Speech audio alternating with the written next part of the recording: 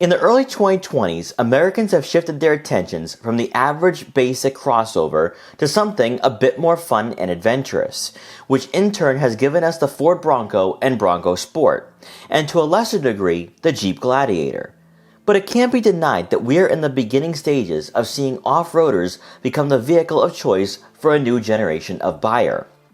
The all-new Hyundai Santa Cruz is the Korean brand's interpretation of the small pickup market, providing utility, some light off-road capability, but handling and performance that would be very comparable to a crossover. With the Ford Maverick's imminent arrival, can Hyundai find some footing in an emerging segment? And is the Santa Cruz everything you might be looking for in an affordable pickup?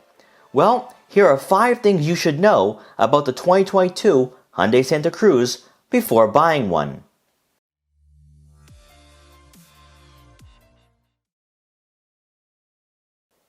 Whenever you hear the term pickup, you immediately think of a rugged, durable, and fully capable vehicle that can literally do it all.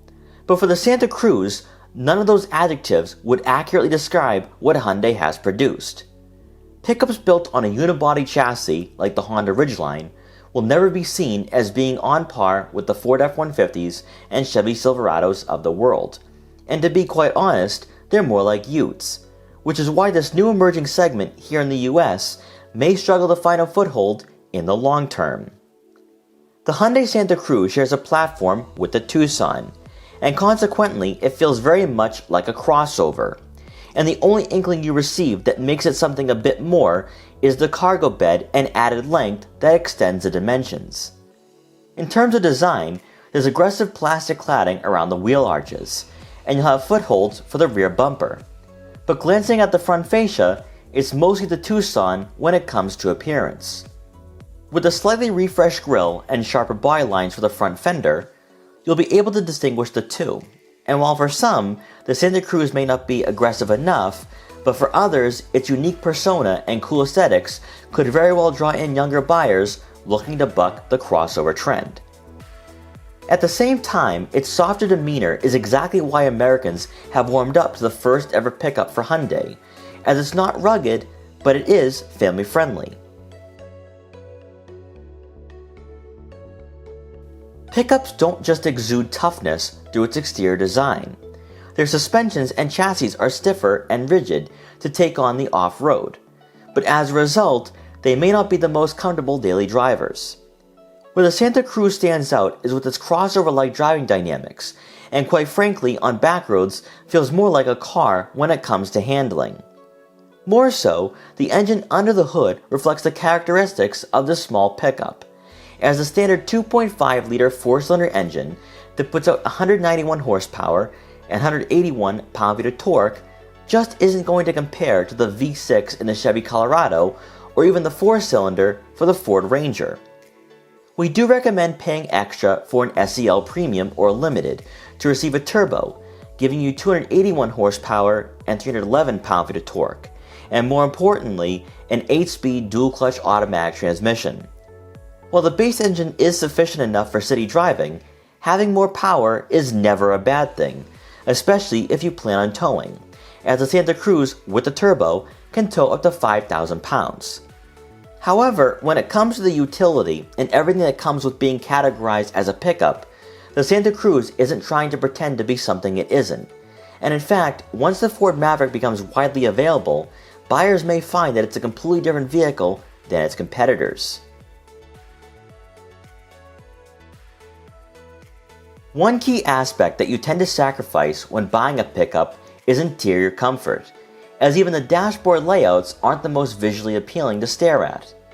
The Santa Cruz's identical cabin to the Tucson is one of the selling points for this small pickup, as you'll find that the cockpit wraps around you to create a sense of safety and refinement. While our model was an SEL and we only had the heated cloth seats, the interior felt welcoming, but also familiar as we featured the Tucson earlier this year. By opting for the available activity package, your experience inside the Santa Cruz will be far more enjoyable, as you receive a full digital gauge cluster to modernize the interior. This package also adds a wireless phone charging pad and power moonroof. But sadly, to receive the upgraded 10.2-inch touchscreen with the Bose sound system, you will have to purchase the limited trim. And depending on what you desire in a vehicle, going with an SEL Premium or Limited is going to be a better decision. More importantly, second row seating was impressive, with a good amount of leg, shoulder, and headroom where you could easily have two average-sized adults in the back. Trying to fit a third person may be a bit of a squeeze. However, compared to similarly priced subcompacts, the Santa Cruz is far more family-friendly. In today's automotive market, pricing is gradually becoming a deciding factor for most Americans, as capable off-roaders aren't the most affordable, and some crossovers below $40,000 just aren't going to offer the intangibles to make it appealing for a majority of buyers who seek escaping from the city on weekends throughout the year. With a starting price of just under $24,000 for a base SE model, the Santa Cruz is in subcompact crossover territory when looking at the final cost. And while it may be a few grand more expensive than the Ford Maverick, you can't overlook what Hyundai is offering here. An eye-opening 8.6 inches of ground clearance is going to outclass many crossovers, and with a 4-foot-long cargo bed, you can load up some bikes or surfboards and enjoy a day at the beach or up in the mountains. Even better for sports fans, there's a compartment with a drain plug, allowing you to throw in some ice to keep your drinks cool while tailgating at a football game. Many are going to point to the Santa Cruz Limited, which is going to cost around $40,000. And while on the higher end you may find better alternatives, the trim that strikes the right balance of affordability, performance, and a good amount of tech features is the SEL Premium for around $36 grand. Despite not being in the same segment, you could cross-shop the Santa Cruz with the Ford Bronco Sport, as they share the same tendencies, but you may find that the Santa Cruz is more spacious for passengers and a little less rugged. The reason we feel that the Hyundai Santa Cruz is a one-of-a-kind vehicle in 2021 is because it's not a crossover, but it really isn't a pickup either. It's a ute. The last time we saw a brand attempt to single-handedly establish this segment in the US, it was 15 years ago with the Subaru Baja. Historically, Americans have never found pickups of this size to be all that enticing. But with consumers shifting to an active and outdoors lifestyle, the Santa Cruz could be the ultimate daily driver, where you have utility but also comfort, and that's something most traditional pickups can't offer. As mentioned throughout this buyer's guide, we do recommend going with an SEL Premium or Limited, as the base 4-cylinder engine leaves much more to be desired.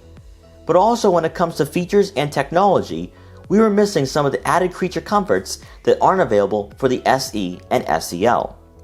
Either way, when you look at pricing and also the cool factor this pickup provides, it might be a better option at around $30,000 than a subcompact crossover. We hope you enjoyed this quick buyer's guide for the 2022 Hyundai Santa Cruz. Please like, comment, share, and subscribe for more videos like this one. And if you're interested in buying a Santa Cruz or any other small pickup, make sure to check out our full reviews to help you find your next vehicle. And thanks for watching.